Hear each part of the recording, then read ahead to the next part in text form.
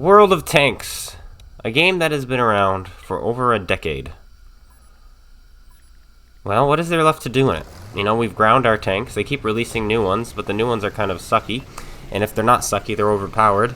And everybody plays their overpowered tanks, and there's no point to grinding anymore. No one grinds unless they're new to the game and they don't understand what's going on. And so everybody's kind of just complacent with where they're at.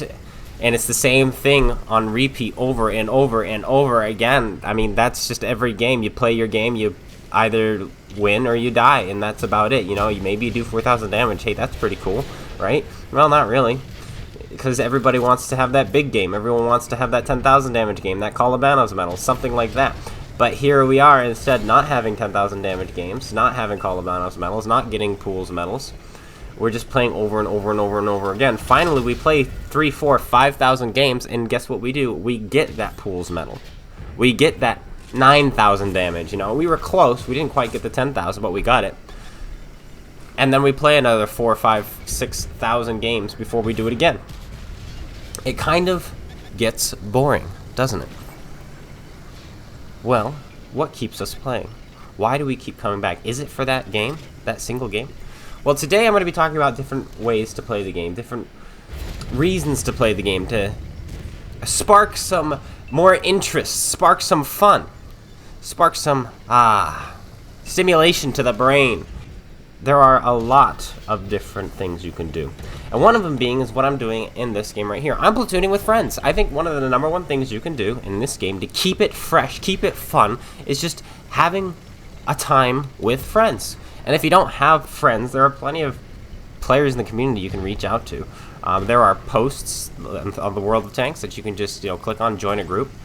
There are plenty of Discord servers you can join to play with. In fact, there are people in the comments section you can play with. Like, somebody's in the comments section. Hey, dude, you want to do some tanking? Even just put it in the comments section. Hey, I'm looking for a squad mate, someone to play some tanks with. Put your gamer tag, people will reach out to you. There's a lot of ways to make friends if you're playing alone. And if you've been playing alone in World of Tanks this long, my friends, you are missing out. Go get some friends. Find somebody and go play with them. It's a fantastic reason to play the game and very, very fun. Another reason a lot of players play the game, myself included in this one, actually everything I'm going to list here includes me. So, competitive gameplay.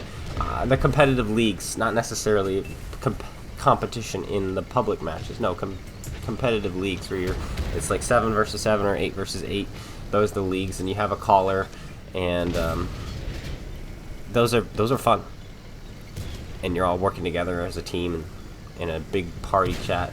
I really love those, and that is making me have to grind again because I don't have all the really good tanks these days, the modern ones that I'm supposed to have. And so I have to grind. I'm grinding the VZ. I'm grinding the WZ 1321. There it is.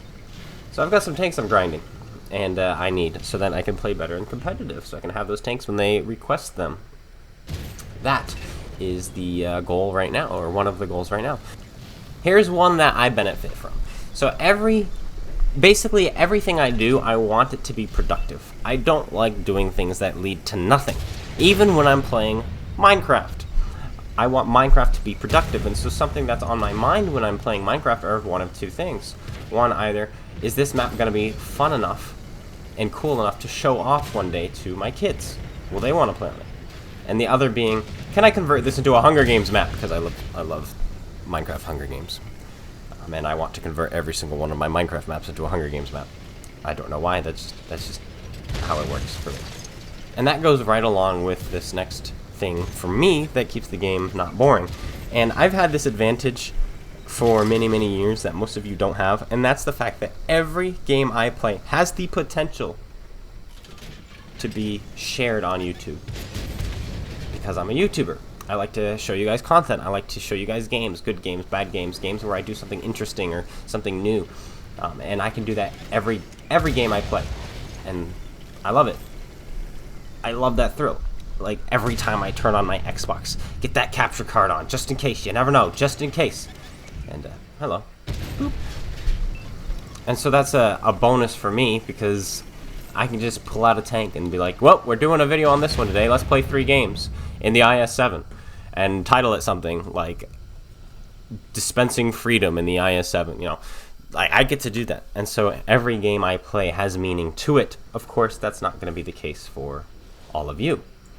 Another way that many players play to keep themselves from getting bored in the game is going for marks of excellence. And a lot of players is like, I just can't get 3, I can't get 3, you know, I struggle even getting 1 or 2. Well, then go for 1, you know, go for 1. Go for 2 if you can.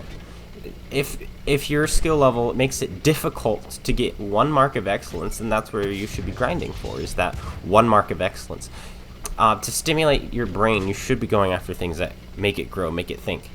And so going after something that's more difficult than normal for you. So if 1 mark of excellence is more difficult for you than normal, go for 1. Grow your brain, stimulate your brain, and the game will not be boring. And you know what? Here's another one that I love. Playing the game differently. There's so much meta in the game. So much, this is where you go on the map. This is where you don't go on the map. This is how you play this tank. This is how you don't play that tank. I love doing things differently. I love being like, I'm going to go over here instead. I'm going to do this instead. I'm going to take my light tank and use this bush that no one ever uses. I'm going to take my heavy tank and go spot in the front. I'm going to go take my medium tank and brawl with the heavies. You know, there's all these different things you can do which are different to really break the monogamy of the game. Instead of going somewhere that you've done a million times. Like, why do that? Well, because CloneGuy, if I die, then game is over. Usually when I do stuff like that, it doesn't work out, and then it's no fun. Well, a lot of you are already claiming the game's no fun. So what are you missing out on by dying in a spot you have never used before? Like, let's look at the pros and the cons. Let's look at the cons first. Con, you don't know the position well. Con, you don't know where people can shoot you from. Con, it feels weird. Pro, it's different. Pro, it's making you think more. Pro, it might work. Pro, well, if you die just like you would have if you went somewhere else, you know. Basically, the pros are better than the cons. Like, who cares about the cons in that situation? Try something new. Learn something. Figure something out. You're not going to become a great tanker.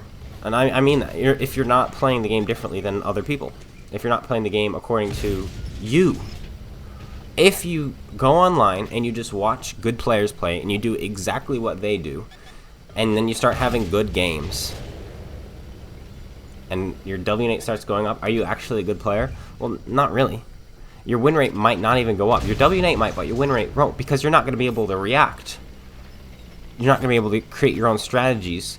When something goes wrong, you're just going to collapse and die. The only reason you're doing better is because you've taken a position that you saw someone else use. And that's okay. In fact, you should do that to start. You should take positions that you've seen other people do well in, but then learn that position, understand that position. Why does this position work? Ask yourself that. Why does this work? If you can figure that out, you will become a fantastic player. If you can ask yourself why, and then you can answer it, it's absolutely thrilling. One last thing that people use to keep the game interesting is looking at their stats and improving. Go to watstars.com if you haven't already and type in your username and then hit enter and you'll find it down here. Click on it. And then take a look at your stats. You've got all sorts of stuff. You've got your W-Nate, you've got your win rate, you've got your career over on the right, your career win rate right here. Then you've got your last 90 days. And just once a player has seen their stats always go up. I've never experienced a player who, after I've shown them their stats, they've gotten worse at the game. It's a true story. Once you have looked at your stats and you understand where you're struggling, like you see, okay, my hit rate is really low, my survival rate is really low, just my win rate is bad, you know, my W-Nate is high, my win rate is low, or my win rate is high and my W-Nate is low. You start to, you know, figure out, okay, well, if my win rate is high but my W-Nate is low, that means I'm a team player. I'm playing the game and winning because I'm putting myself in good positions to stop the enemy, good positions to support my allies. I'm just not doing the damage and not getting the kills. That's okay. You're probably playing something like a super heavy, something that allows you to get, you know, a lot of block damage or spotting damage, something like that. But oh, my win rate is low, but my WN8 is high. Well, why is that? Well, that's probably because you're sitting in the back. You're not actually helping your team. You're just grabbing as much damage as you can as your team dies, and not shooting valuable targets, not shooting for kills, you know, not spotting tanks, not sacrificing yourself for the team, so on and so forth.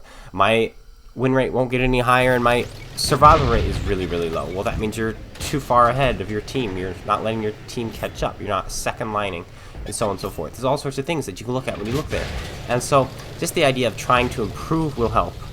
Look at your stats if you haven't already.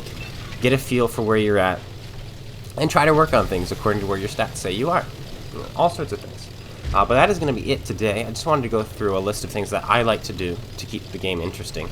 And of course, one of the best things you can do to keep the game interesting is playing derpy tanks. And I'm not just talking about derp guns, I'm talking about things like the KV-5, the E-25, tanks that are just so hilarious.